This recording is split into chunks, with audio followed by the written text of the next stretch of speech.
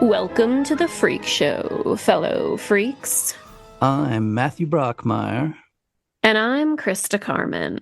And this is... Murder Coaster.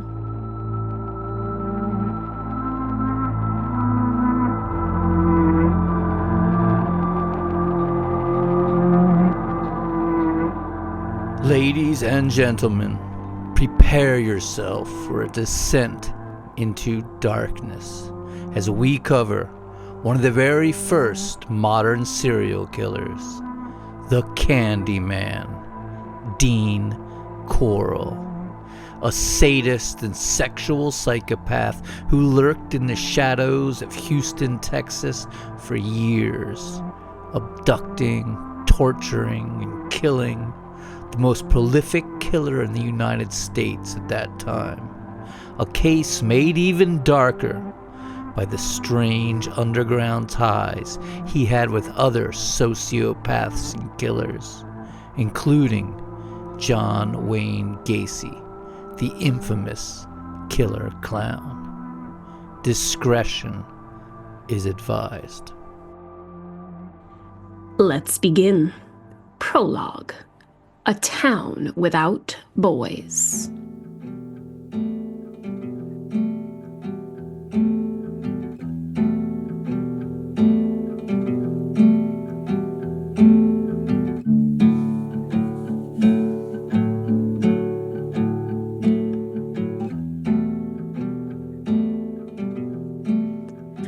From 1970 to 1973, the community of Houston Heights, Texas, was slowly becoming a town without boys.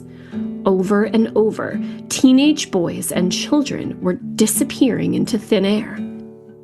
After leaving church, when headed off swimming, walking home from school, poof, gone, without a trace. Lost boys.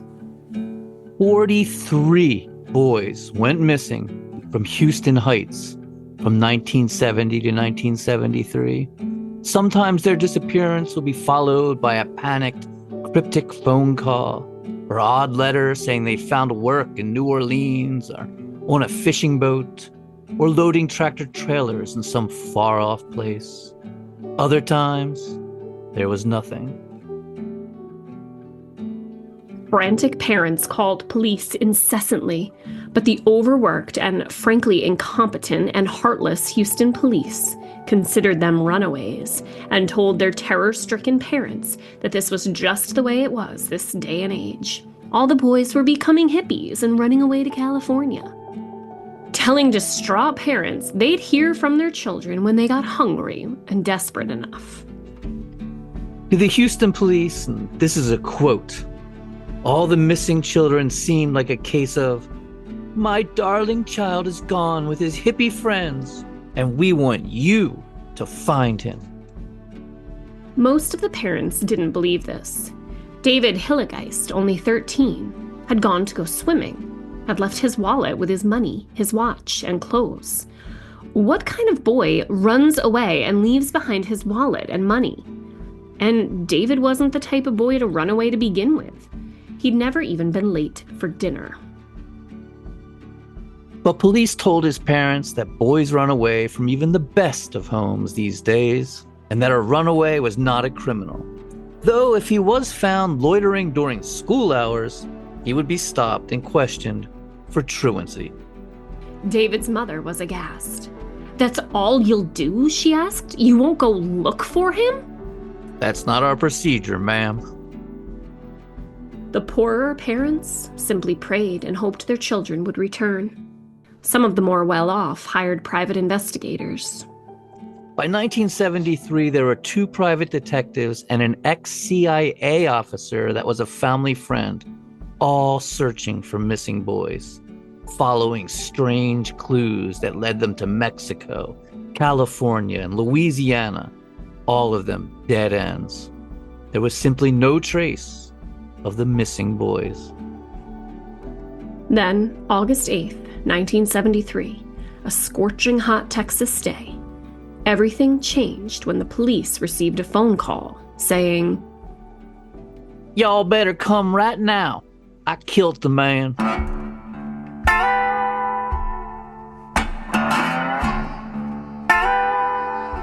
Police pulled up to a green and white bungalow in the Houston suburb of Pasadena, where 3 bedraggled youths, 2 boys and a half-dressed teenage girl, sat on the stoop, one of the boys saying, "In there."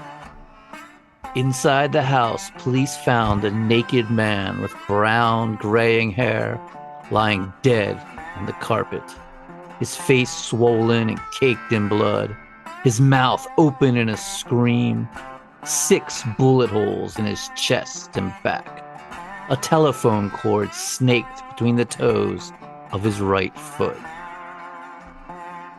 The living room was barren besides a few pieces of old furniture, a book on human sexuality, and a poster crudely thumbtacked to the wall of Jesus with the word love inscribed across it. Inside the bedroom was what appeared to be a bizarre torture chamber. The rug was covered with sheets of heavy-gauge plastic, atop of which was a 7-foot slab of thick plywood, handcuffs secured to the upper corners, ropes to the bottom, a pillow and cord in the upper center. A hunting knife lay beside it. There were several thin glass tubes and a 17-inch double-headed rubber dildo. A paper bag containing acrylic paint, crumpled at the opening so as to be held over one's mouth to huff the fumes, lay there as well. In the driveway was a white van, a 1972 Ford Econoline, obviously converted into an abduction mobile. The windows all sealed with heavy fabric, rings and hooks protruding from pegboard walls, a coil of rope, binoculars, a portable radio, and a large wooden box with a hinged lid and clasp, inside of which investigators found human hair. The 3 youths, Tim Curley, 18, Rhonda Williams, 15, and Elmer Wayne Henley, 17, were brought to the station to be questioned. Elmer Wayne Henley, who went by Wayne, explained that he'd shot the man, named Dean Corll, in order to free the other 2 who were being tortured. He explained that this Dean Corll was a thief, that he'd stolen all the plastic and paint and glass tubes from Houston Lighting and Power, where he worked as a relay tester. They'd burglarized houses and even stolen the seats in the van, as well as a few cars. But the police weren't interested in that. They wanted to know about the plywood board with the handcuffs attached to it, and the dildo. Well, Wayne said, Dean liked little boys. Wayne then told detectives that Dean Corll would pay him to bring boys that he didn't think would be missed. Dean Corll then sexually assaulted, tortured, and murdered them, burying them in a boat shed in southwest Houston. Wayne said he could lead them to the boat shed. So police headed out with Wayne directing them south through an isolated region of falling down barns and industrial factories, eventually pulling down Silver Bell Road, a rutted road of crushed shell leading to southwest boat storage, an L-shaped array of large, unpainted, galvanized steel sheds set among thick tangles of scrub brush and vines. Shed number 11 was huge, 34 feet long, 12 feet wide, locked with a padlock. They found the owner, who gave permission for the lock to be pried off, saying the renter, Dean Corll, was the nicest guy you could ever meet, though they did have a problem with stray dogs trying to scratch their way into the shed. As the doors swung open, a blast of furnace-like heat hit them, and Wayne faltered, as one of the officers would later say. His face just turned ashen, pale, grim. It was like he knew it was too late now. He'd given up his last option. It was now 6 o'clock in the evening, and the sun was slipping down, casting everything in amber light and dark shadows. Though the unit was meant to store a yacht, there was no boat inside. Instead, the large unit's dirt floor was filled with a strange assortment of junk. There was a stolen 1971 Camaro that had been completely stripped of all its parts. There was welding equipment, 10-pound sacks of lime and shovels, which are never a good sign. 8 cans marked survival supplies, Office of Civil Defense, plastic garbage cans, cans of spray paint, a dirty old rug with a pile of dirt piled atop it, a telephone receiver, wires, batteries, child's bicycle, a pile of boys' clothing, and a pair of children's shoes. So they called in a few prisoners, or work trustees as they called them, to come dig and look for bodies. These poor guys, they were all in for very minor crimes. One for unpaid parking tickets. Another guy for repeatedly being drunk in public. And he was trying to detox and was actually very sick. The trustees wandered into the vast storage shed, uncertain where to start, told to just start looking for bodies. In a corner, they found a section of raised, cracked earth and set to it with their shovels, uncovering a thick layer of lime. When they busted through the layer of lime, a sickening stench rose up into the oven-hot air, and there in the yellowish dirt was a human skull. One of the trustees dropping his shovel and running outside to vomit. As they kept digging, eyes watering, gagging, the trustees uncovered a roll of plastic bound with masking tape, inside of which was the corpse of a naked, blonde-haired 12-year-old boy who couldn't have been dead for more than a few days. A detective approached Wayne Henley, offered him a cigarette, asked him if he knew the names of the dead boys inside the large storage unit. Wayne told him, "I want to use the phone. I want to call my mama before she hears all this on the radio." The press, having picked up police radio chatter, were beginning to arrive on the scene, and Wayne was allowed to use the phone in a television news van. Wayne, visibly shaking, dialed his mother's number.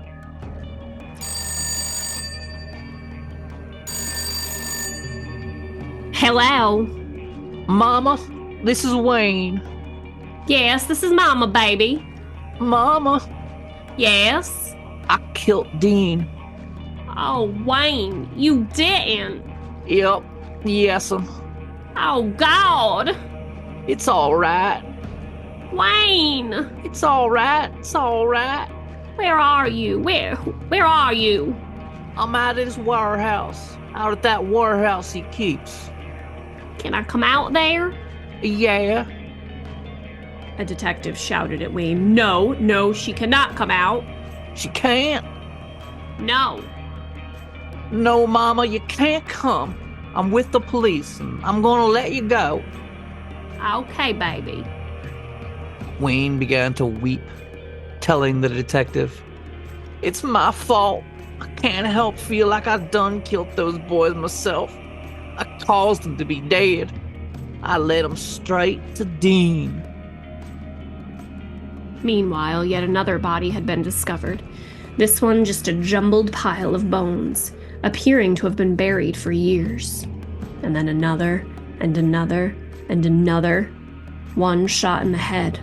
Another with a Venetian blinds cord wrapped around his throat, his mouth strained open, desperate for air. One with his genitals in a plastic bag beside him.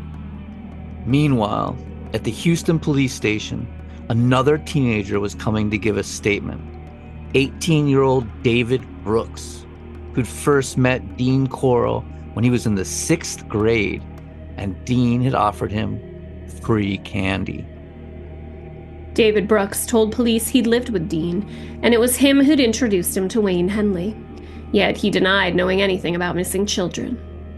But then, as if suddenly remembering something, he said, and this is a quote from the actual police interview, "Well, one time I come home and Dean had 2 little old boys tied to a board in the living room, and they was all 3 of them naked.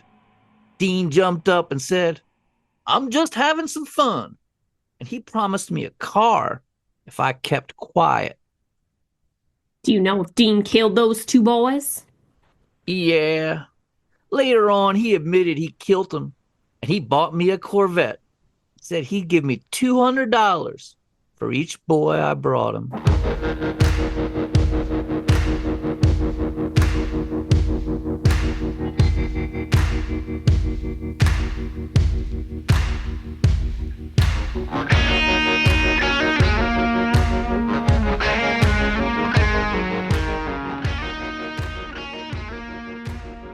It was becoming incredibly clear that there had been a monster lurking in the shadows of the Houston suburbs, killing teenage boys and children. A monster named Dean Corll, who had 2 dim-witted teenage henchmen who aided in his savage and terrible hunt. And as police fanned out and began interviewing anyone and everyone who knew this Dean Corll, they all called him by the same name, the Candyman.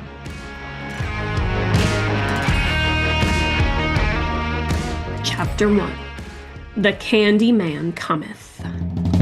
I made up for the loss. Took some time to think it over. I reduced all the costs. Feeling lighter. It's a sunny day, it's a sunny day. We took some time to decide what words to rhyme, and it feels so fine. Now it blows my mind. Tear down the walls and reclaim the Albert Hall, 'cause it feels so fine. Now it blows my mind. Dean Arnold Corll was born Christmas Eve, December 24th, 1939, in Waynedale, Indiana, to Mary and Arnold Corll, the first of 2 sons. Dean's mother, Mary, would later describe her early life, saying, I came from a dirt farm in Indiana. I drove tractors and horses. I run out and got the cows when they got out, went to the outhouse at night. It wasn't the easiest life. I was the second daughter of a farmer, which made it bad from the beginning. See, farmers want a boy to start with, and my parents got a girl. When a family farm gets the second girl, that's bad. Then Mom and Dad got a boy, and I was left out in the middle. They never did count me in. Dean's father, Arnold, was a factory worker, and he and Mary were both 24 years old when they met. The marriage was rocky from the start and grew even more tedious once Dean was born, the couple constantly bickering about the right way to raise a child. Arnold was a strict disciplinarian, while Mary was more nurturing and open, causing constant bickering about how their sons should be raised. After their second son, Stanley, was born, the marriage became untenable and they divorced.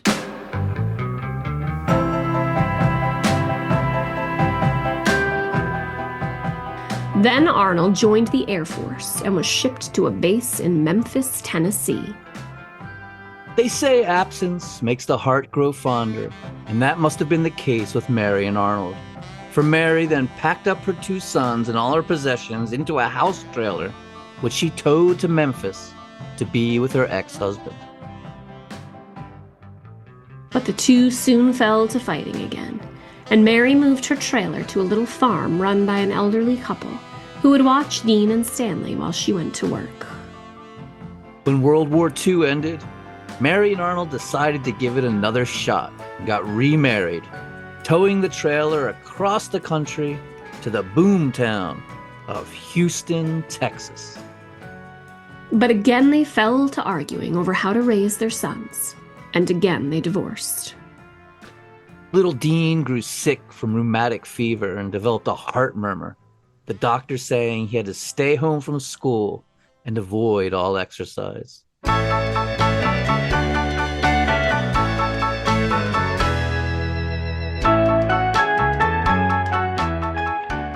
Dean was a strange little boy, always worried and fretting, ready to tattletale on his brother, once calling the sheriff when he saw some neighborhood boys shoot out a streetlight.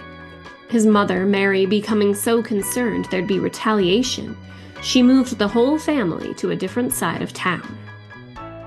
Mary then married a traveling salesman named Jake West, and they moved to Vidor, Texas, birthplace of the imperial wizard of the Ku Klux Klan, what they called a sunset town, an actual sign on the town limits warning African Americans not to be present at night. Dean went to Vidor High School, where he played the trombone in the school band. Dean loved playing trombone in the band. It was his greatest passion. And his other passion was trapping flying squirrels and keeping them as pets. He'd put little leashes around their necks and haul them around with him, hiding them in his cowboy boots and taking them to school with him. One day, a pecan salesman came by the house. And this is the event that would change their lives forever. Noticing that Mary was baking 5 pies at once, he told her that if she had that much energy, she should start making candy, as it was a booming business. Mary took that idea to heart, drove to a candy plant in Houston, and paid $50 for an American praline recipe, the signature dessert of the Big Easy, New Orleans. American pralines are basically just pecans in hardened caramel, as opposed to European pralines, which are a chocolate confectionery filled with almonds. So the family bought giant copper pots to cook the sugar and butter, and marble slabs to lay the hot candy on, and machines for cracking, shaking, and cleaning the pecans. And right from the start, Dean was obsessed with candy making. Just loved it, even if it was only wrapping the packages in plastic. Unlike his brother, who grew bored with it all and wanted to run off with his friends and play baseball. And so the Pecan Prince Candy Company was born. Dean put in so much work that he ended up failing English his senior year and wasn't able to graduate high school. Though his picture appears in the yearbook, which said about him, quote, "Sweet to know, very occupied." The candy business was thriving. Dean's stepfather, Jake, quit his traveling salesman business to devote himself full-time to candy making, and the family moved to Houston Heights to be closer to the growing market, now making pecan chewies and divinity, which is a nougat-like confection made with whipped egg white, corn syrup, and sugar, and topped with pecans. I was never a big fan of nougat. Nougat? How do you say it? I don't even know how to say it. I don't know. I'm not like the biggest fan of it either.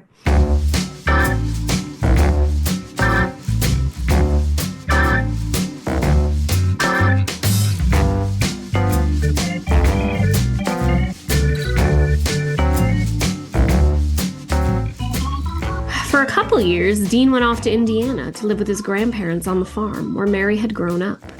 He got into astronomy, plotting charts for the moon and stars.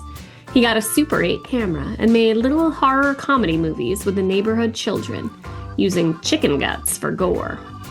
Now that is fun stuff, I have to admit. And Dean even had a girlfriend of sorts, a sweet farm girl named Wanda, though it was more platonic than anything hot and heavy, just really a friendship. And when she said that maybe they should get married, well, Dean froze up and never talked to her again. But then Dean's mother, Mary, told him she needed him back at the candy factory. So Dean returned to Houston Heights. But Mary and her husband were arguing over the thriving candy business. And when Jake told her it was his business and ordered her out of the factory, Mary said, "Okay," and went and formed her own rival candy business. And so began the Corll Candy Company. Mary named herself president of the Corll Candy Company and Dean vice president. They set up shop in the garage, and Dean lived in an apartment above it, often working 12 hours a day, churning out pralines, pecan chewies, and divinities. Mary slightly tweaking the recipes with each batch. The Corll Candy Company was turning quite the profit, and Dean bought himself a Dodge van with a television in it. Beyond cool for the early 60s. Then, as the Vietnam War began to heat up, on August 10th, 1964, Dean was drafted by the Army and sent to Louisiana for basic training. then sent to Army Radio Repair School at Fort Benning, and finally to Fort Hood, Texas. It was here in the Army that Dean had his first homosexual experience and realized he was gay and had absolutely no sexual interest in women whatsoever. Of course, 1964 was not a good time to be gay. If the Army found out, he could actually serve time in prison. Fucked up. So he kept it all a tightly guarded secret. All the while, his mother was petitioning the government to let him go, saying she needed him for her candy business. And after just 10 months in the Army, Dean was honorably discharged. Dean returned to Houston Heights to find his mother and stepfather in a full-on candy war.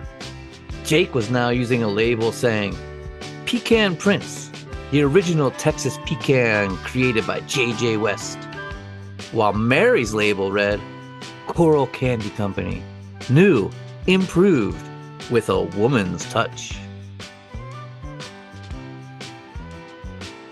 As the competition between the two candy companies became fiercer and fiercer, it finally grew so heated that the marriage couldn't take the strain, and Jake and Mary got divorced. The Corll Candy Company then moved into a large, prefabricated metal structure across the street from the Helms Elementary School, Dean moving into a trailer beside the new factory and devoting all his time to making candy. Dean and Mary worked tirelessly, hiring co-workers, spreading their distribution network, developing new recipes, all with the motive of putting Jake's Praline Prince Company out of business.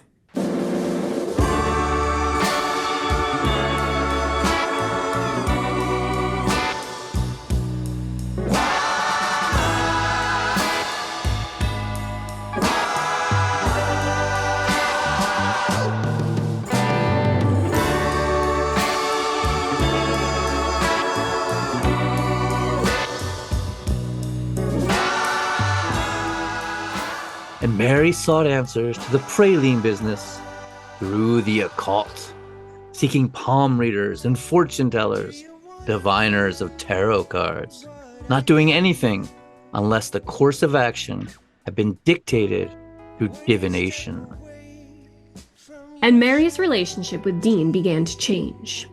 As Dean took over the candy company, she became subservient, like a daughter to him, and he'd scold her like a child, but also be super protective.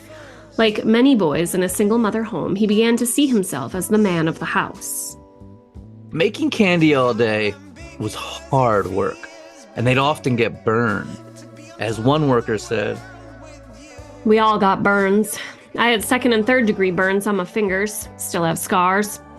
You'd try handling the candy without gloves, and that stuff just hardens as soon as it gets on our skin, and you have to peel it off and the skin comes too.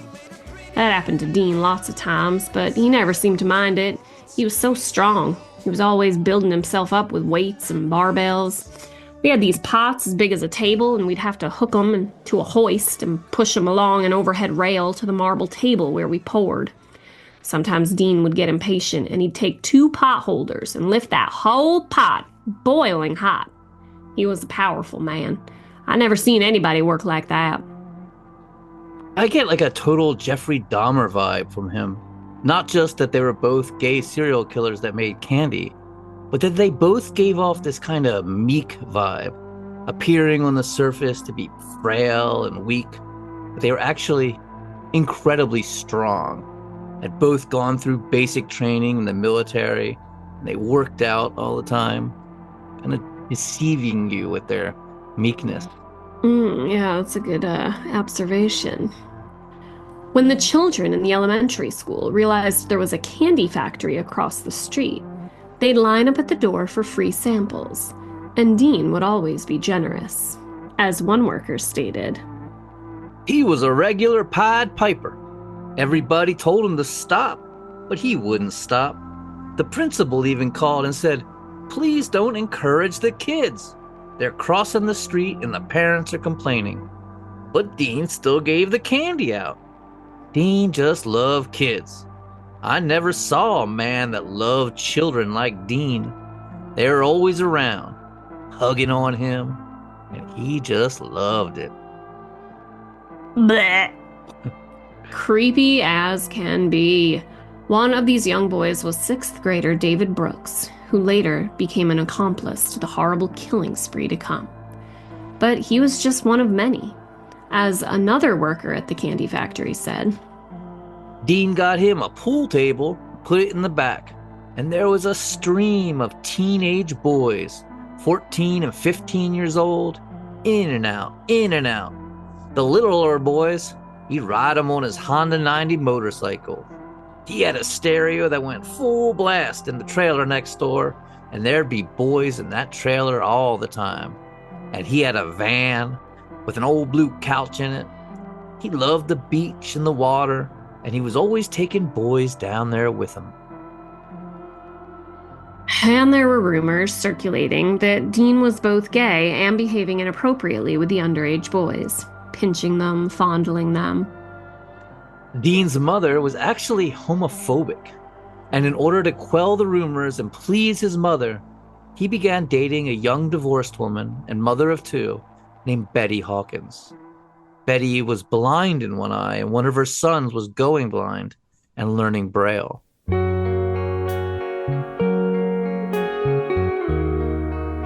Dean and Betty dated on and off for the next 5 years, and though they'd sometimes hug and kiss, they never had sex. She would describe him as, quote, the kindest man I ever knew. Meanwhile, Mary was working on finding herself a new man, and she visited a computer dating service and met Walt Colburn, a merchant seaman. And after a very quick romance, the two were married. But Mary would soon discover that Walt wasn't the catch she thought he was. She noticed he was vicious and cruel to cab drivers and waiters, that his co-workers despised him, found out his previous wife had hung herself in their garage under suspicious circumstances. He was incredibly jealous and would stalk her. They started arguing, and Mary had the marriage annulled. But Walt continued to stalk Mary, to the point where she and Dean turned the candy factory into a fortress with heavy locks and buzzers on the door. Mary even buying herself a gun. It was Texas, after all. One day Walt came to the factory, banging on the door, shouting that Dean was a queer, which was becoming an open secret at this point. And Mary, who, as we said, had a strong homophobic streak, was horrified and ordered Dean to shoot him. But Dean ignored her and told his mother that if she had no control, that he was going to take that gun away from her. And Mary was continuing to see psychics who told her she had to leave Houston. So she did, packing up all her possessions in June of 1968 and moving to Colorado, leaving her darling son Dean behind to live on his own for the first time in his life. He was 28 years old. Now on his own, Dean gave up the candy business as it was too time-consuming and soul-sucking, and instead found a job working for Houston Lighting and Power Company, testing electric relay systems. He rented an apartment, installed black lighting and day-glow posters of rock bands like Jimi Hendrix and Cream, and started inviting all the local teenagers over to hang out. One of whom he'd first met when the kid was still in elementary school. A slightly effeminate, outcast teenager with thick glasses and shaggy blonde hair named David Brooks. Chapter 2. David.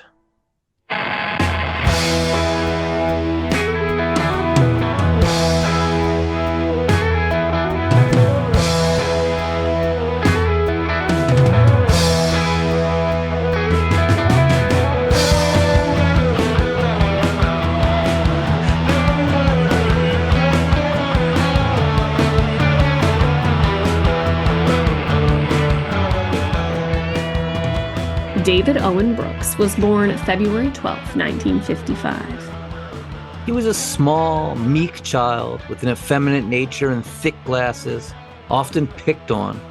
And he said when he first met Dean Corll, going to the candy factory to play pool and hang out, he immediately liked him because Dean never called him a sissy or made fun of his glasses. David's parents were divorced, and neither had much time for the boy, and Dean Corll became a father figure to him. Dean would take him for rides on his motorcycle, loan him money, buy him things. They'd go fishing together or spend time lounging on the beach. When times got rough at home, Dean would let David crash at his apartment, offer him beers and marijuana to ease his worries. Dean bought a Plymouth GTX, a muscle car with a Super Commando 440 V8 engine, hood scoops, and racing stripes. And he'd let David drive it around, revving that 8-cylinder engine to impress all his friends. When David was 15, he came to Dean telling him he'd dropped out of school and couldn't stand living with his mother anymore.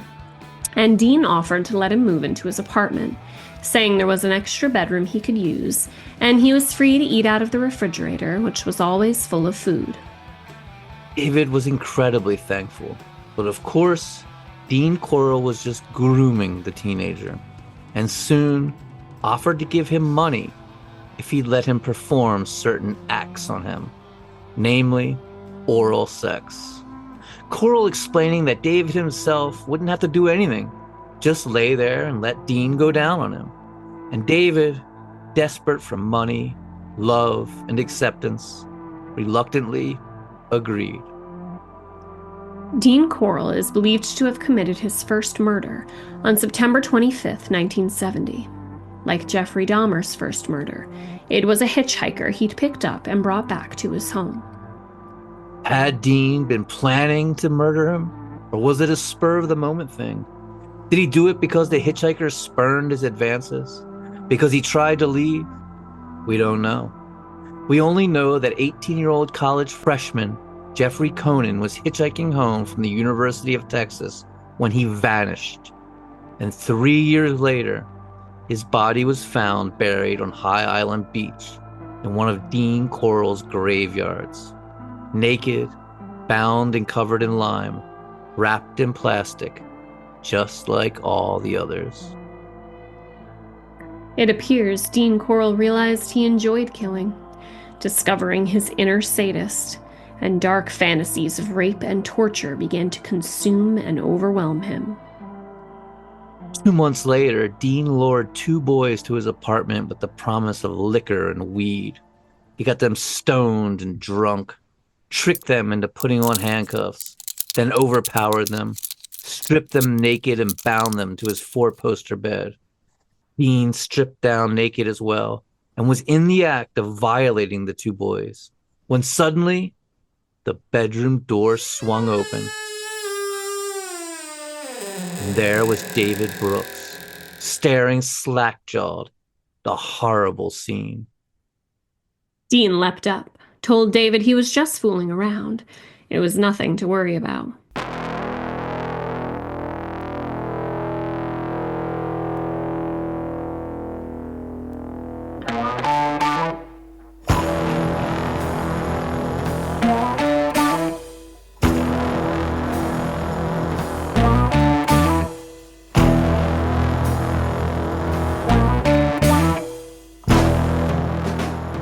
He then told the teenager who'd recently learned to drive that if he kept his mouth shut and didn't tell anyone about the incident, he'd buy him a car.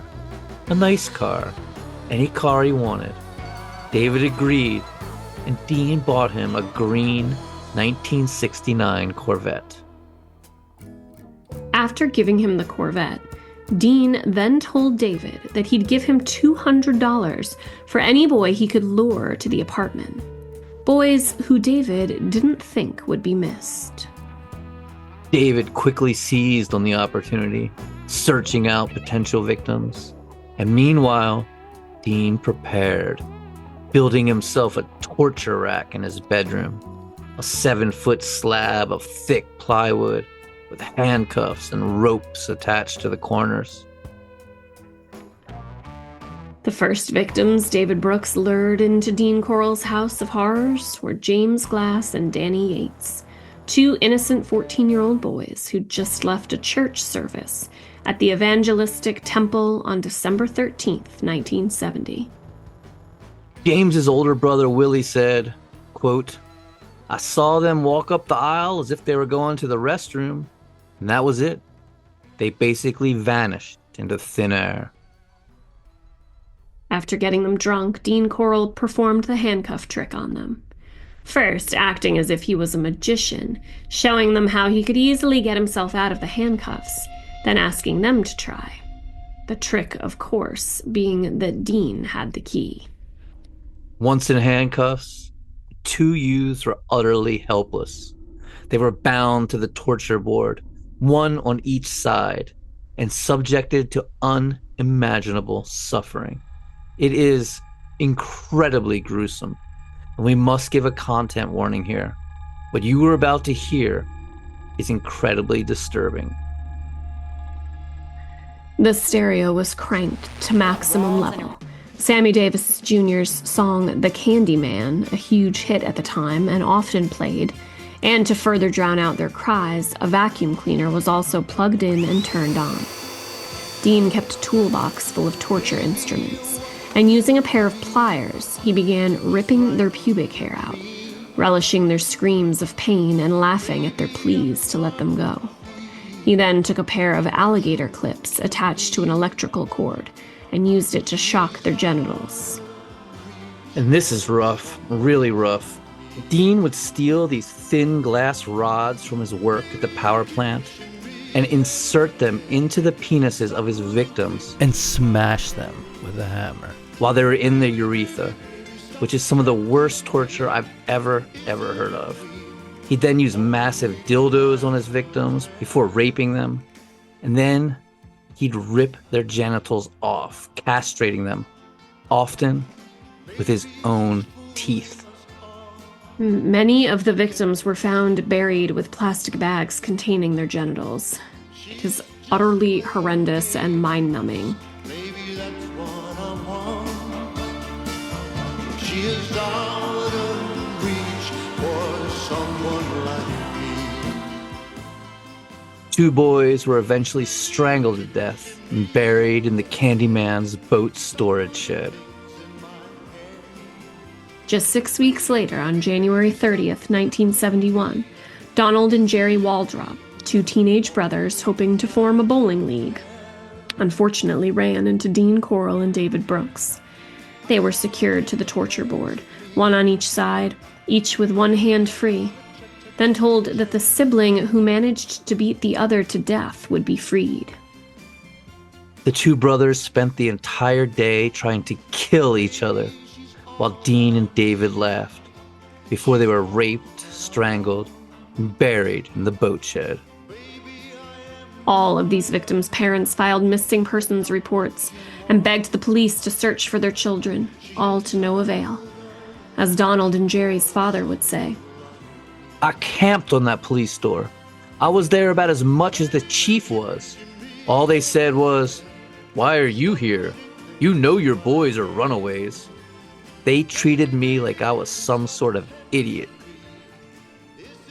15-year-old Randall Harvey was riding his bicycle home from the gas station where he worked when David Brooks picked him up and lured him to Dean's apartment with the promise of some good weed. Randall was a true blue 70s kid, wore bell-bottom jeans and listened to Iron Butterfly, and it wasn't hard to use marijuana to convince him to come party in the Candyman's apartment. Dean had been stealing cans of acrylic spray paint from work, and as they sat around listening to music and smoking weed, staring at the groovy blacklight posters, Brooks sprayed a spurt of paint into an old paper bag and huffed the powerful fumes, passing the bag to Randall, encouraging him to keep huffing until he passed out cold, only to awake naked and strapped to a board in Dean Corll's bedroom of death and torture. He was killed with a gunshot to the head. Dean then moved to a new apartment on West 11th Street. For the next 2 years, he'd constantly be moving, never staying in one place long enough for his bizarre ways and strange crew of teenage boys to arouse too much attention and suspicion. Dean bought a boa constrictor they'd play with, long-haired David Brooks weirding out the neighbors as he brought the snake to his lips and kissed it. On May 29th, 1971, David Hillegeist, 13, and Gregory Winkle, 16, were walking to the swimming pool together when they vanished into thin air. Gregory's mother, Selma Winkle, begged the police to search for her son, but they rudely told her, "Lady, we just don't have the time to chase every runaway." She screamed back at them. "You don't run away with nothing but a bathing suit and 80 cents!" But the police completely ignored the distraught mother.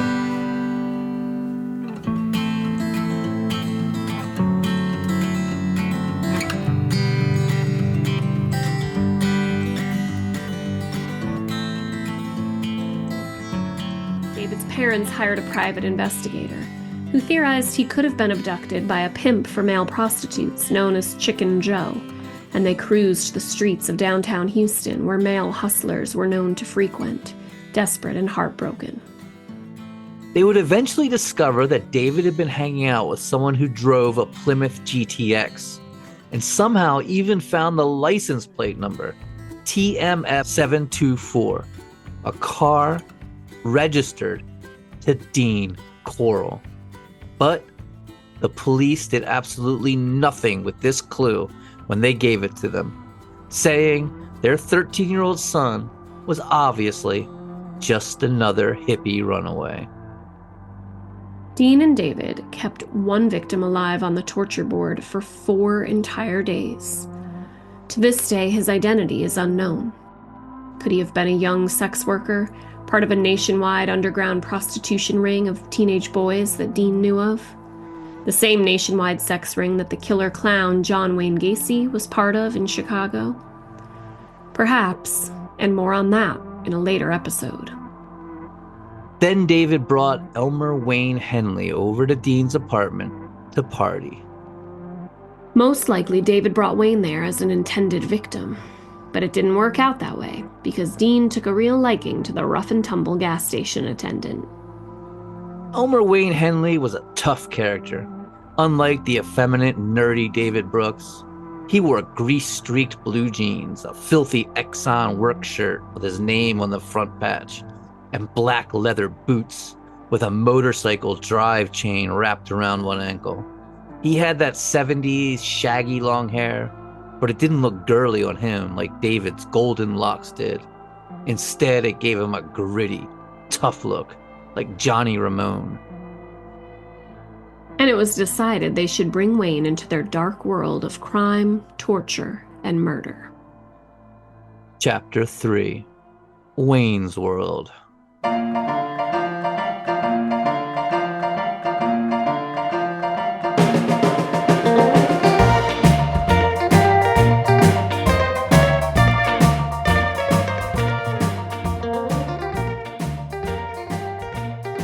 Elmer Wayne Henley, who went by Wayne, was born on May 9, 1946, the eldest of 4 sons, both his parents in their mid-teens when he was born. As a child, Wayne was incredibly bright. He received A's in school, was a Cub Scout, active in his church. His mother and grandparents were devoutly religious, and young Wayne harbored dreams of one day becoming a preacher. But his father was an alcoholic and violent drunk. When he wasn't off having affairs with other women, he'd come staggering home wasted and beat his wife as well as the children. As Wayne grew older, he became increasingly protective of his mother. At one point, watching his father beat his mother into a corner, Wayne pulled a shotgun on his father, threatening to kill him if he didn't leave his mother alone. When Wayne was 15, his parents got divorced and he dropped out of school to work, helping his mother with the expenses. At one point, he was working 2 jobs to pay the bills for his struggling family. Then a kid Wayne had known back in elementary school named David Brooks told him about a party pad where there was free beer and dope. He started hanging out at Dean Corll's apartment, huffing paint, staring at the blacklight posters. Right away, Dean saw the potential for an accomplice in the tough Wayne Henley. From the chain around his motorcycle boots, to the grease beneath his fingernails, to the clipped way he had of speaking, the coldness to his eyes, and swagger to his walk.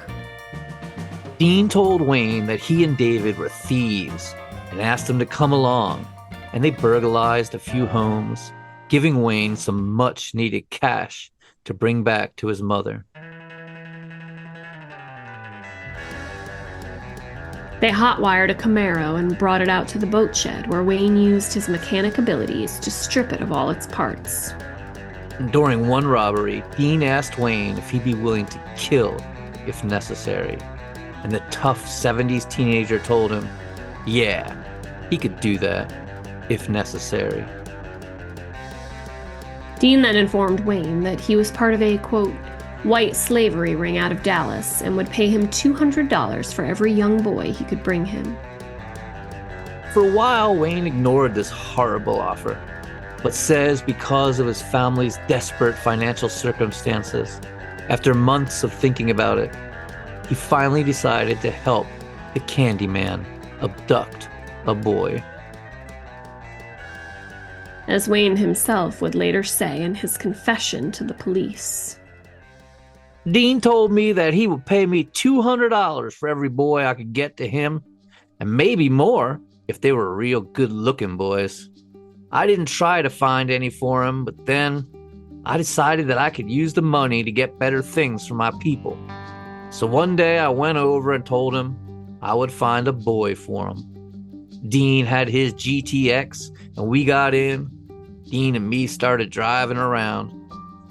We picked up a boy at 11th and Studewood, and I talked to him since I had long hair and all, and it was easier for me to talk to him. I talked him into going to Dean's apartment to smoke some marijuana. We had a little deal set up where I would put handcuffs on and then get out of them. Then we talked this boy into trying to get out of them. The only thing was, we put them on where the locks were turned in, where he couldn't get the key into them. Dean then took the boy down and tied his feet and put tape over his mouth. I thought Dean was going to sell him to the organization, so I left. Then, the next day, Dean paid me $200. And so the beginning of Elmer Wayne Henley's apprenticeship in murder with the man he'd eventually kill began.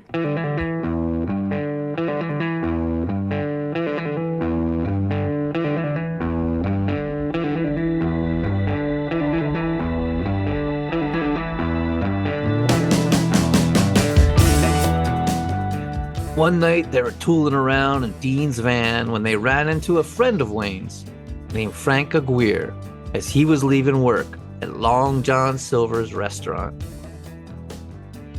Wayne invited Frank over to Dean's, later saying he had no intention of making him a victim, just wanted to party with his friend. But once in the apartment of death, Dean pounced on him, slamming him face first into a coffee table and slapping the handcuffs on him. Wayne says he pleaded with Dean to let his friend go, at which point Dean told him he'd raped and killed the last boy he had brought to his apartment, and he planned to do the same thing with Frank. And that was that. Later that night, Wayne found himself on High Island Beach, helping Dean and David bury the body of his friend. The next victim was well known to them all, Dean, David, and Wayne. He was a 17-year-old neighborhood tough guy named Mark Scott, who Dean claimed had ripped him off, taking some stolen goods to fence and never bringing back the money. It's believed that Mark Scott may have been an accessory to earlier murders, or at least knew what was happening to all the boys disappearing from Houston Heights. And when Mark realized what was going down, that he was next, he pulled a knife and fought back, cutting Dean, who pulled a gun on him. David Brooks would later say that when Mark Scott saw the gun, he just gave up and let them strap him to the board. Wayne was an active participant in this torture and discovered he liked it, surprising meek David Brooks with the savagery of his sadism. Wayne later saying that he became fascinated with how much stamina people have when being tortured and murdered. They kept Mark Scott alive for a full 24 hours, the teenager begging them to just kill him, before Dean patiently taught Wayne had to strangle a person to death. A month later, David, Wayne, and Dean abducted Billy Balch, 16, and Johnny DeLome, 17. The sick trio were growing increasingly bolder, as Billy had actually worked for Dean, was one of the kids that would hang out and listen to music back in the days of the candy factory, and was friends of sort with David Brooks. Johnny, too, knew the trio. They were first held at gunpoint and forced to write letters to their parents, saying they'd found jobs in Austin. Then they were strapped to the torture rack together, and as Billy was tortured, sexually assaulted, and strangled by the Candyman, Johnny was forced to watch it all, knowing that he was next. Then, as Johnny DeLome pleaded for his life, Wayne shouted, "Hey, Johnny!" and shot him in the face. But the bullet somehow embedded itself in his sinus cavity, and the boy was still alive, looking up and asking, "Wayne, why'd you shoot me?" As Johnny pleaded, Elmer Wayne Henley then fired again, directly into his forehead, putting a bullet to the poor boy's brain.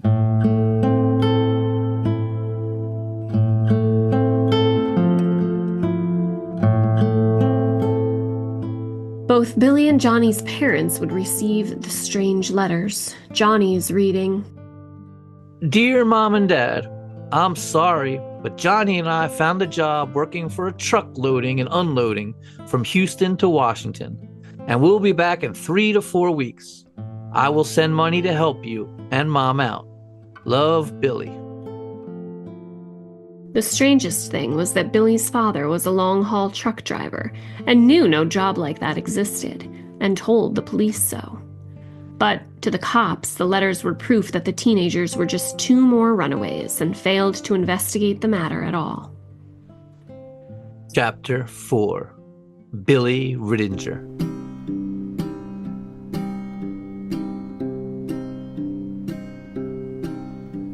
An ugly Sunday morning in a church house upon the hill.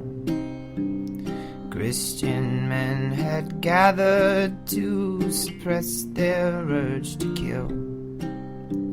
The sermon was full of bloodlust, and there were children in the room.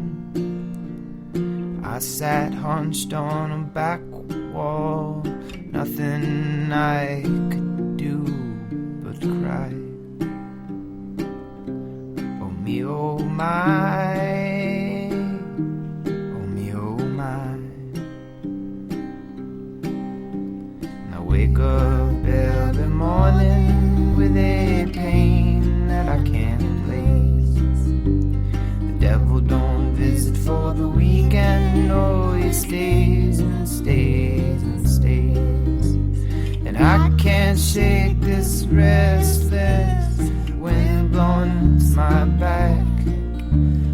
All the faces in my memory. Because of a combination of police ineptitude and the murder of Dean Corll before he could be arrested and interrogated, leaving the entire narrative to be dictated by 2 teenage boys, much of the story of the Candyman remains shrouded in mystery. And this is especially true with the story of Billy Riddinger. Like Mark Scott, many believe Billy Riddinger also could have been an early accomplice to some of the murders. At 19, Billy was much older than the other victims.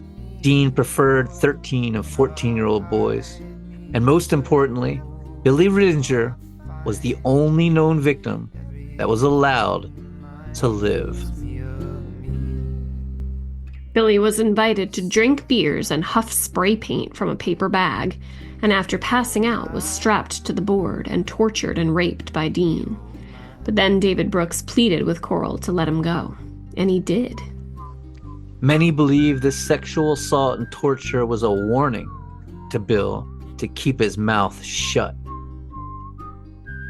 A woman who was part of the crew of teenagers in Houston Heights in the early 70s, but wished to remain anonymous, would later say, "I know that Billy Riddinger was more involved than what he fesses." And Rhonda Williams, who remember was there the night Dean was killed, knew all of them, and was the girlfriend of victim Frank Aguirre, would say, Bill Rittinger lives in Texas and does not want to talk or be bothered by the past. I can't speak of Rittinger's and Dean's relationship prior to that day for legal and personal reasons. It's believed that Wayne was pissed off that David's friend Bill Rittinger was let go, while his friend Frank Aguirre was not, and perhaps to teach him a lesson. One day, as a feminine little blonde-haired David came walking to Dean's apartment, the tough, mean-eyed Wayne punched him in the face, and he was dragged to the torture rack, bound in handcuffs, and repeatedly raped by the Candyman. Despite this, perhaps terrified of this warning, perhaps just having nowhere else to go, David Brooks continued to be an accomplice in the murders and hang out at the party pad. Chapter 5. The Westcott Towers.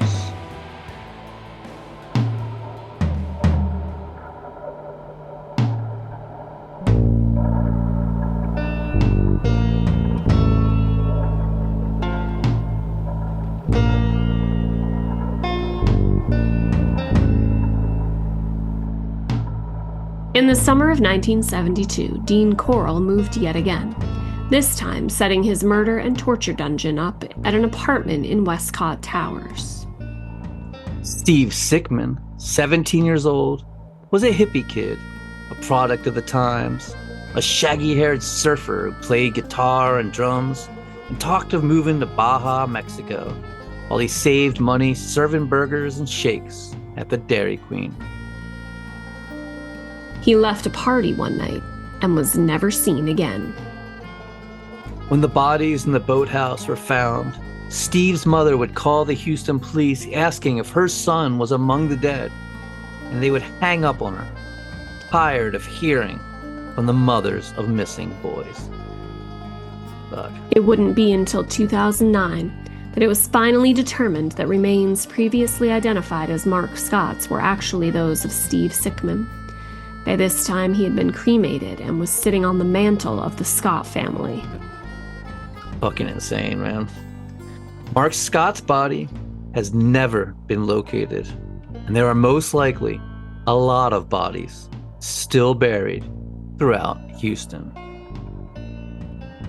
On August 21st, 1972, Roy Bunton, 19, was headed to the Northwest Mall where he worked in a shoe store when he vanished without a trace. His remains, found in the boat shed, wouldn't be identified until 2010. Wally Simino, 14, and his best friend Richard Hembry, 13, were seen getting into a white van and never returned home. That night, his mother answered the phone to hear her son shout, "Mama?" She said, "Darling, where are you, darling?" The phone went dead. Wayne would later say he'd attempted to strangle the child with that quote, "It ain't like on TV," and he had to call Dean to help finish the poor boy off. Now, fully immersed in the world of sadism and murder, Elmer Wayne Henley would bury these two himself, with no help from the others, in Dean's boat shed. Richard Allen Kepner, 19, was a carpenter and wild child with a rebellious spirit and was believed to be a runaway. Though his remains were found in the boat shed, they would sit in the Harris County Medical Examiner's office for 11 long years before they were finally identified in 1983. Chapter 6. The Bungalow.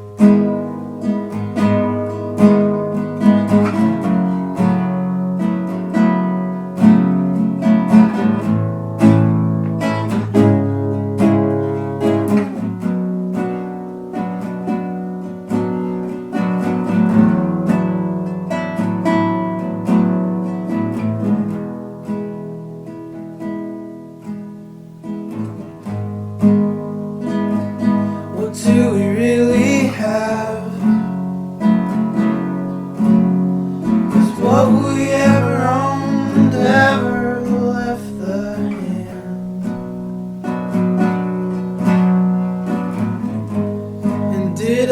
economics mixed with love, with stones and the trees and with up above. I don't own, I really don't own anything.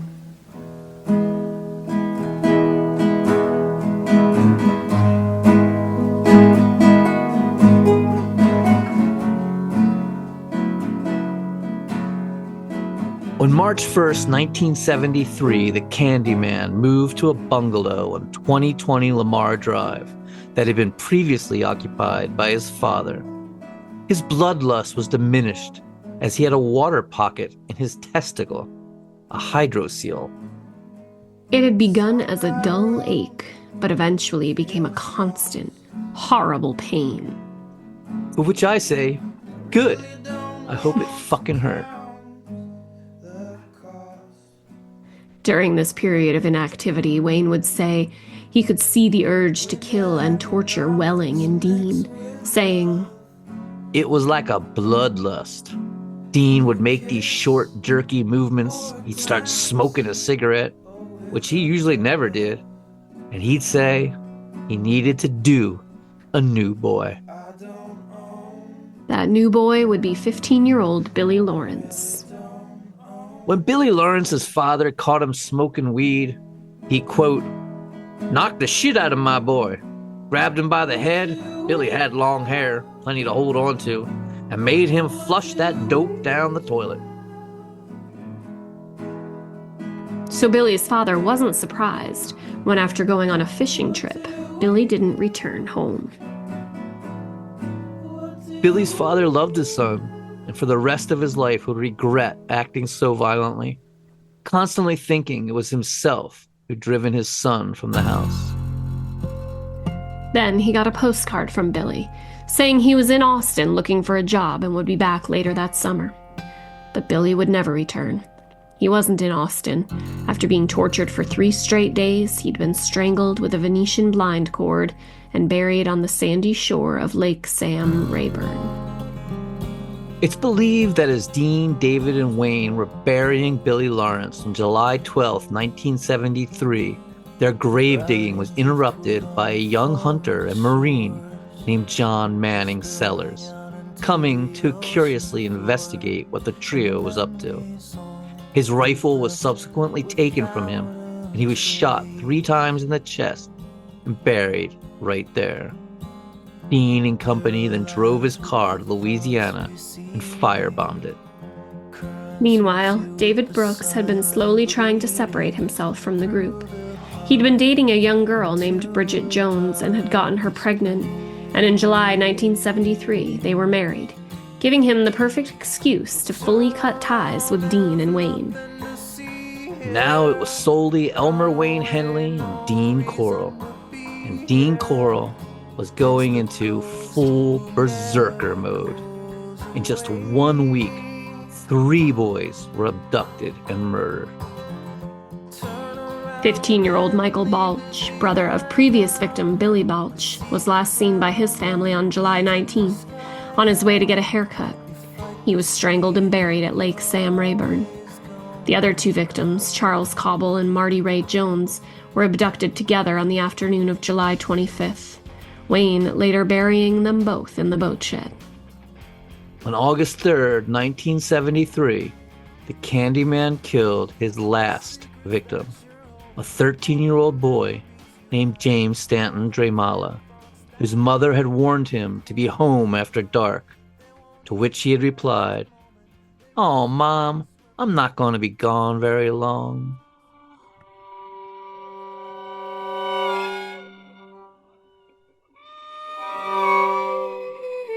James was abducted by Corll while riding his bike and collecting empty glass bottles to resell.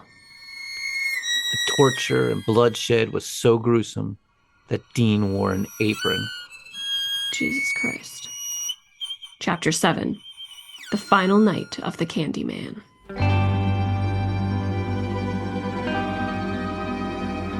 We need to find a common home for you and me and maybe someone more. Give me affection, please. I feel the need to speak my mind. Baby, you're one of a kind. Give me affection, please. It's off the wall, but beautiful. Whatever you need, it's all okay with me. See how it goes, it's rock and roll. But whatever you need, it's all okay with me. Music playing clear and loud. I will try to make you proud. In late July, out of nowhere, Dean began to call his old girlfriend Betty Hawkins, who by this point considered the relationship pretty much over and had actually begun dating other men. And Betty, who for some reason really loved the stranger-than-hell Candyman Dean Corll, was delighted. It had always been Betty that had called Dean, and this sudden rash of phone calls made her feel special and wanted. Dean invited her and her 2 young sons out to Lake Sam Rayburn, driving them all in his death van, out to where he buried so many of his victims. Betty was surprised to see Dean slamming down glasses of bourbon, as she'd never seen him drink before. She said, "He was acting so different. He wouldn't stay still. He wouldn't sit. He acted like a man with something on his mind." That afternoon, Dean told her, "Well, Betty, I've been thinking about leaving my job, going to Colorado. You want to come with me?" Betty was ecstatic. "Yes," she screamed. "But why do you want to leave the light company? You make good money there." "Yeah, but I don't have anything to show for it. Maybe in Colorado I'll get back in the candy business." He then asked Betty's sons, "How would you like for me and your mama to get married and have y'all a little sister?" On August 5th, Dean called Betty and told her he was moving to Colorado at the end of the month, but that he wouldn't be bringing her with him.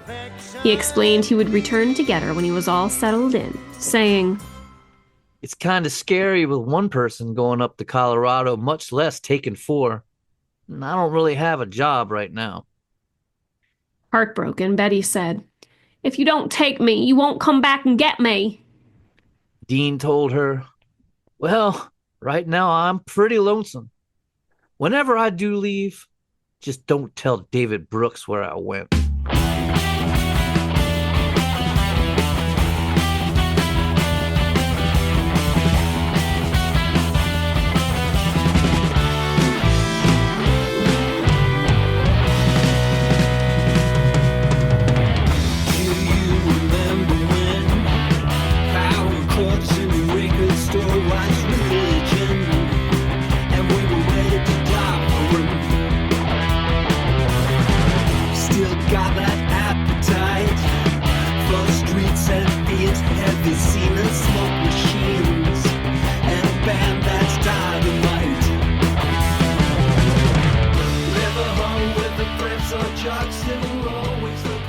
On August 7th, 1973, Elmer Wayne Henley invited Timothy Curley over to Dean's house, most likely to torture and murder.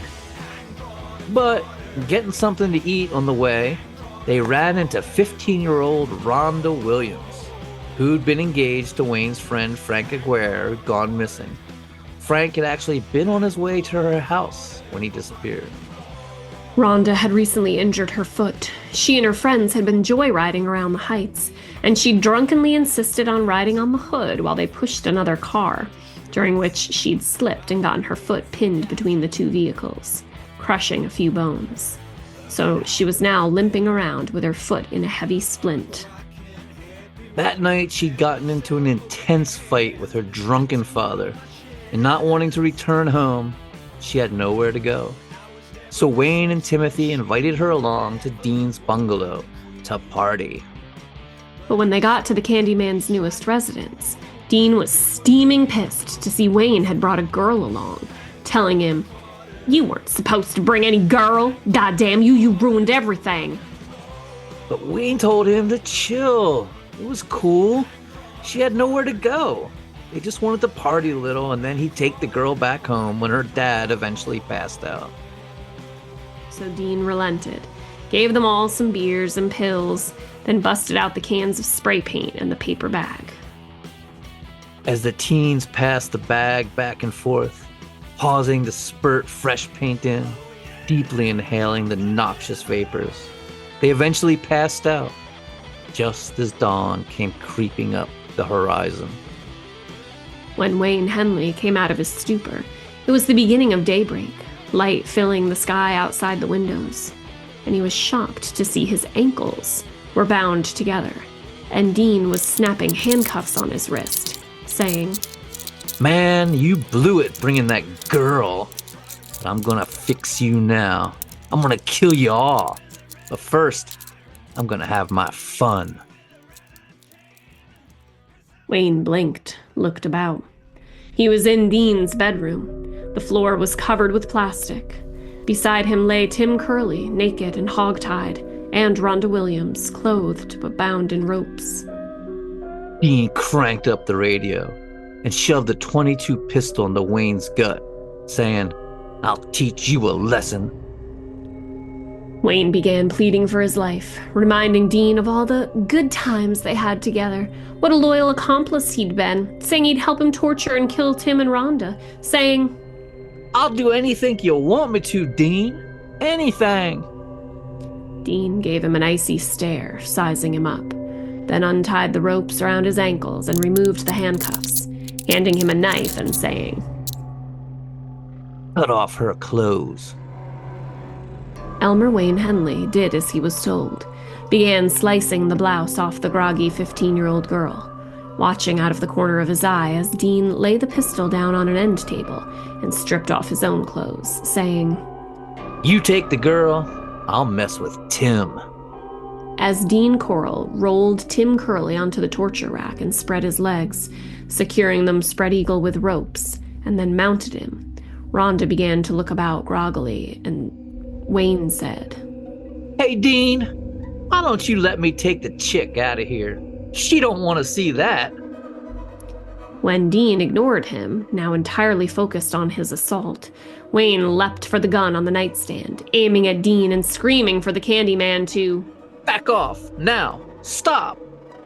Dean leapt to his feet and lurched towards Wayne, who stepped backwards into the hall as the Candyman came at him, shouting, "Do it, go ahead, kill me, Wayne. You won't do it. You won't do it." But Elmer Wayne Henley did do it, squeezing the trigger, a bullet slamming into Dean Corll's chest, then squeezing the trigger again and again as Dean began to fall, firing the last shots into his back as he collapsed face down and naked in the hall. Wayne then raced into the bedroom and began to unbind Rhonda, who, still drunk and high, said, "Oh, quit playing, Wayne," before stumbling forward on her hurt foot, tripping and falling right atop Dean Corll's bloody body. As she stared into the glazed, dead eyes of the Candyman and saw the blood all over her hands, she began to scream.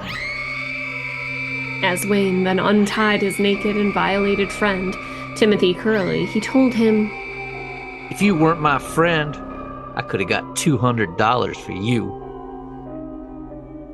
Jesus fucking Christ. Chapter 8, Aftermath.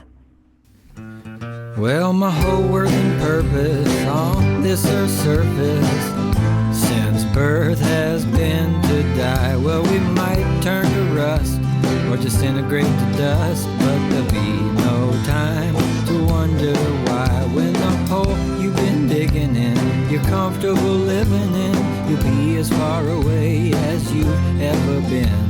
When things never change, you get addicted to pain.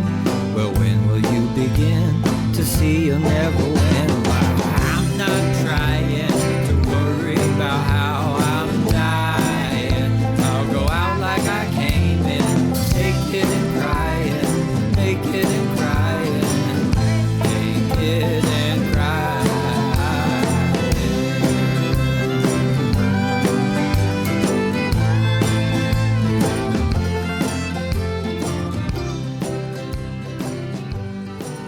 Elmer Wayne Henley gave a full confession, saying he personally murdered 9 of the victims himself.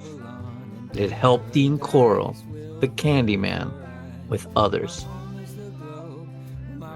David Brooks, too, confessed to his role in the horrible crimes, though denying he'd ever personally killed anyone, telling police, Once they were on the board, they were as good as dead. It was all over, but for the shouting and the crying. The 2 teenage boys took police to Lake Sam Rayburn, hamming it up for the press, pointing out graves, posing for photographs, and giving interviews, pestering the police to give them a 6-pack of beer, which they laughingly refused to do. Wayne stripping off his shirt and posing bare-chested, literally playing games in the sand, challenging detectives to a race. Fucked up. It's like a big picnic for them. Eventually, 4 bodies were found buried on the shores of Lake Sam Rayburn. 6 were found on a beach in Jefferson County, and a total of 17 in the boat shed. When Houston police had uncovered 26 bodies in all, the search simply stopped. Yeah, up to this point, the most prolific serial killer in the United States had been Juan Corona in California 2 years earlier, with 25 victims. Now that Dean Corll had surpassed that number in Houston, authorities just stopped. Even though both Wayne and David insisted there were more bodies. The boathouse, it was never completely dug out, and many expressed the belief that there were more bodies in there. But now that the record for the most victims had been broken, police had no interest in uncovering more bodies. Which just, what the fuck is going on? Why? That makes so little sense to me. It's like we were saying before, the word serial killer wasn't even in the lexicon yet. It was just so new to them. But I mean, it's still no excuse. I don't get it. Yeah, it's so weird. From 1970 to 1973, 43 boys went missing in and around Houston Heights, and it is highly suspected the Candyman, Dean Corll, was responsible for all their deaths, and the number of victims could, in fact, be much higher. Chapter 9, The Trials.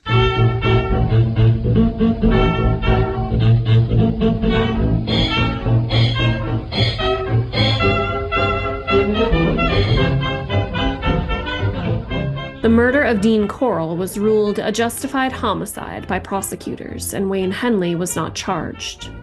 But Wayne was charged with 6 counts of murder for the deaths of Frank Aguirre, Johnny DeLome, Charles Cobble, Marty Jones, Homer Garcia, and Billy Lawrence. Despite their detailed confessions, both Elmer Wayne Henley and David Brooks pled innocent and went to trial. Truman Capote came to the trial, thinking of using the case as a sequel of sorts to In Cold Blood. Dean's torture board was brought in as evidence, as was the wooden box in Dean's van that was used to transport victims, and a police officer gravely read Wayne's own incredibly disturbing confession, which caused spectators and family members to flee the court in horror. Elmer Wayne Henley was found guilty on each count and sentenced to 99 years for each of the 6 murders, which the judge set as consecutive and not concurrent, meaning he received a sentence of 594 years. David Brooks was only charged with the June 1973 murder of 15-year-old William Ray Lawrence.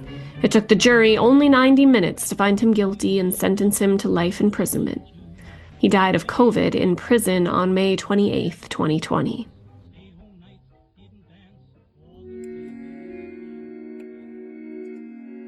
Chapter 10, The Sex Ring.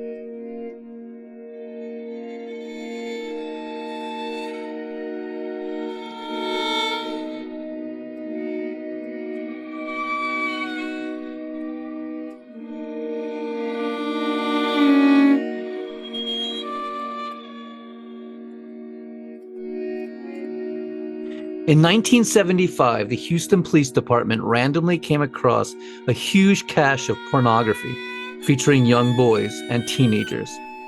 Among the films and photographs were images of 11 of Dean Corll's victims, leading many to speculate that the nationwide sex ring that Dean had claimed to be a part of could, in fact, be real. These photographs led investigators to a warehouse in California, owned by a man whose business card was in Dean Corll's wallet at the time of his death. An absolutely massive ring of teenage boys being trafficked for sex and pornography across the United States was subsequently uncovered, with over 10,000 individuals involved. There were even monthly newsletters. Oh my God. In Louisiana, investigators found links to the Boy Scouts, Big Brother, the Catholic Church, even judges and police. And in Chicago, Illinois, it appeared another notorious serial killer was also involved with this underground sex ring. One John Wayne Gacy, a successful contractor who dressed like a clown. 33 bodies of young men would be found in the crawl space of John Wayne Gacy's home, shattering Dean Corll's record as the most prolific serial killer in America. But to hear about the incredibly disturbing links between John Wayne Gacy and Dean Corll, you'll have to tune in next week as we continue with the story of the Candyman and the Killer Clown. Thank you so much for listening. And I want to give a big shout out to the amazing bands and musicians we featured this week. Costa T, Komiku, Kelly Lattimore, the fantastic Halizna, my good friend Chris Jeffries, the homeless romantic, and the fabulously weird Donkey Cock. And we're going to close by letting this Donkey Cock song, Cult Leader, play out for you. And do you have a band you'd like featured? Got a case you'd like us to cover? Just want to say hi? Reach out to us at murdercoasterpodcast@gmail.com. That's murdercoasterpodcast@gmail.com. Thank you all so much for listening. We will see you next week.